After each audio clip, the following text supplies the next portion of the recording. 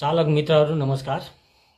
विशेषतः आजको भिडियो लामो दूरी चल्ने मालवाहक ट्रकहरूको लागि मैले बनाइरहेको छु। हजुरहरूले थाहा भएको तर ध्यान नदिएका केही कुराहरू म फेरि हजुरहरूलाई स्मरण गराउन चाहन्छु। हजुरहरू ट्रक चलाउनुहुन्छ, मालवाहक कुनै गाडी चलाउनुहुन्छ, लामो दूरी चल्नुहुन्छ भने त्यो ट्रक हजुरको घर हो।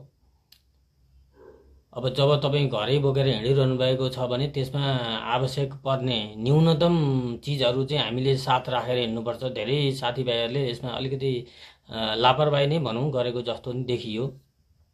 हजुरले राख्नुपर्ने सबैभन्दा पहिलो महत्त्वपूर्ण वस्तु भनेको फर्स्ट एड किट, प्राथमिक उपचार बक्स, जसमा ज्वरोको, सामान्य टाउको दुखाइ, झाडा पखालाको अथवा चिसोको, रुवाखोकीको सन्चो जस्ता चिजहरू, अनि सामान्य काट्दाखेरि लगाउने टेप, पट्टी, डिटोल जस्ता सामान्य चिजहरू चाहिँ अनिवार्य त्यो बक्स चाहिँ हजुरहरूले राखेर हिँड्नुपर्छ है। किनभने हजुरहरू टाढा लामो दूरी हिँड्नुहुन्छ, कहीँ कतै हिँड्दा हिँड्दै टाउको दुख्ला, ज्वरो आउला, सामान्य औषधि कमसेकम खाएर हिँड्न पाइयोस्, अथवा सामान्य केही गाडी मर्मत गर्दा कतै काट्ला, चोट लाग्ला होइन, त्यसमा पनि हामीले गर्न पाइयो, त्यो एकदम जरुरी हो।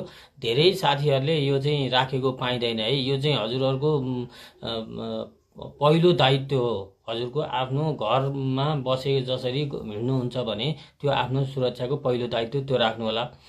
अनि दोस्रो महत्त्वपूर्ण चिज भनेको चाहिँ हजुरको ड्राई फुडहरू, जस्तै चिउरा, भटमास अथवा चाउचाउ हजुरलाई के मनपर्छ, अथवा घरमा परिवारले बुढीले भुटेर पठाइदिया मकै नै मनपर्छ कि जे भए पनि एक आधा केजी, अनि एउटा थर्मसमा तातो पानी, एक दुईवटा ग्लास, हजुर खाना बनाएर खानुहुन्छ भने त लगभग किचनका सामग्रीहरू पनि हुन्छ।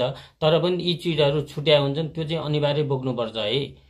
त्यो बोक्दाखेरि कहीँ कतै ढिलो होला, जाम पर्ला, त्यो बेलामा कमसेकम एक मुठी मकै भटमास या चिउरा भटमास केही खाएर तातो पानी एउटा कपमा हालेर चिया पिएर पनि हजुर हिँड्न सक्नुहुन्छ। अथवा त्यो कारणले हजुरलाई धेरै राहत हुन्छ। कतै कहिलेकाहीँ त जाम पर्छ, घन्टौँ जाम परेको हुन्छ। अब नेपालको बाटोहरू यही हुन् होइन।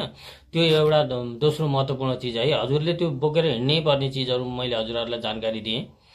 तेस्रो महत्त्वपूर्ण चिज भनेको अहिले हजुरको मोबाइलमा ब्यालेन्स र डाटा चाहिँ कमसेकम त्यतिको चाहिँ एरेन्ज गर्नु होला है।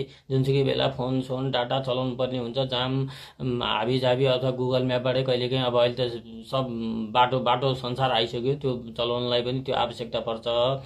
अनि धेरै साथीहरूले पहिलाको ट्रकहरूले चाहिँ बोक्नुहुन्थ्यो, अहिले चाहिँ छोडिसक्नु भयो है। टर्च लाइट, अहिले त झन् चार्जिङ लाइटहरू आएका छन्। एउटा टर्च लाइट चाहिँ अनिवार्य हुनुपर्छ होइन। कहिलेकाहीँ गाडी सामान्य केही बिग्रियो भने यसो बाहिर चाहिँ साँझ बेला आफूले पनि त केही गरेर हिँड्न सक्नलाई टर्च त बाल्नु पऱ्यो नि। अगाडि पो हेडलाइट हुन्छ होइन, बिचको लागि चाहिँ त्यो चाहिन्छ टर्च लाइट। अनि ग्लोभ, ह्यान्ड ग्लोभहरू सकेसम्म त्यति चाहिँ हजुरहरूले नछुटाउनु होला।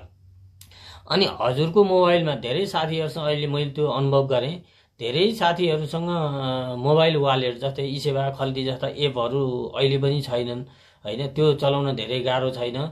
कमसेकम वालेट चाहिँ हजुरहरूको मोबाइलमा हुनैपर्ने हो होइन। त्यसमा सिक्नु होला बरु 2 दिन 3 दिन लगाएर। किनभने अहिले भाडाहरू सब अनलाइन पार्टीहरूले हाल्ने सिस्टम आइसकेको छ होइन। तेल हाल्ने बेलामा पम्पमा साउजीले पैसा हालेर त्यसबाट खर्च लिएर हिँड्नुभन्दा तपाईँको ई सेवामा भयो भने कमसेकम साउजीले ई सेवामा पैसा भयो भने तपाईँलाई सामान्य खर्च गर्दा नि जहाँ पनि क्युआर स्क्यान गर्यो भने पुग्छ, धेरै गाह्रो छैन होइन। त्यो एउटा चाहियो। अनि अर्को चाहिँ हजुरलाई नभई नहुने एप भनेको हुन त टिम भरियाको विज्ञापन गरे जस्तो होला, त्यस्तो नसोच्नु होला। टिम भरिया एप हजुरको मोबाइलमा अनिवार्य भइसकेको छ। किनभने हजुरले टिम भरिया भयो भने कमसेकम भाडा त बुझ्न पाउनु भयो नि, आज कुन ठाउँबाट कति भाडा छ भन्ने कुरो बुझ्न पाउनुभयो होइन। अथवा त्यस्तै नोटिफिकेसनहरू राम्रै भाडाका मालहरू आएछन् भने त्यहीँबाट एक्सेप्ट गर्न पनि सकियो। त्यो पनि हजुरलाई नभई नहुने एप हो। मैले आज चाहिँ यी कुराहरू हजुरहरूलाई एकचोटि फेरि स्मरणको लागि गरेँ। यति कुराहरू ध्यान दिनु होला।